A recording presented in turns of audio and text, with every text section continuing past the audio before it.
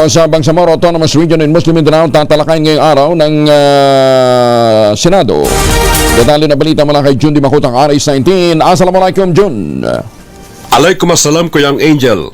Nagsisimula na ang mga legal na proseso para sa paglikha ng bagong probinsya sa SJA BARM na tatawaging Cotabato Province na kinasasakupan ng 63 barangays at 8 bagong tatag na munisipyo.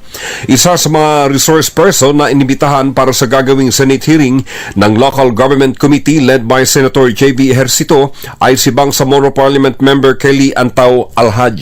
Tayo ng Maynila para po mag-attend tayo sa pinatawag po ng Senate hearing ng Committee on Local Government chaired by Senator J.B.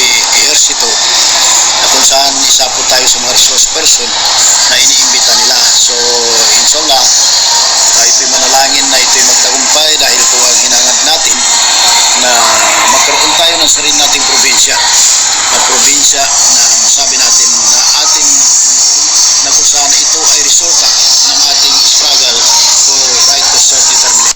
Ayon kay MP Kelly Antao, nakatakda pang tatalakayin sa Senate at sa House of Representatives ang usaping ito na tinaguriang urgent bill na isa sa mga dahilan na sumang-ayon na rin ang COMELEC sa resetting ng First Bangsamoro Parliament election, habang isa rin sa mga resolbahin ay ang mga legal na hakbang sa usapin ng pagkatanggal ng sulu sa BARM.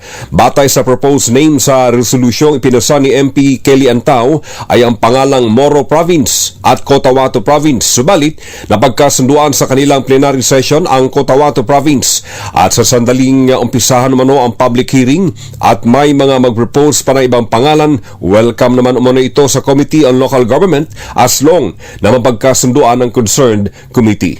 Mula sa Central Mindanao, RH19, Jun Di Makutak, DZRH, una sa Pilipinas, una sa Pilipino. Sugran, John.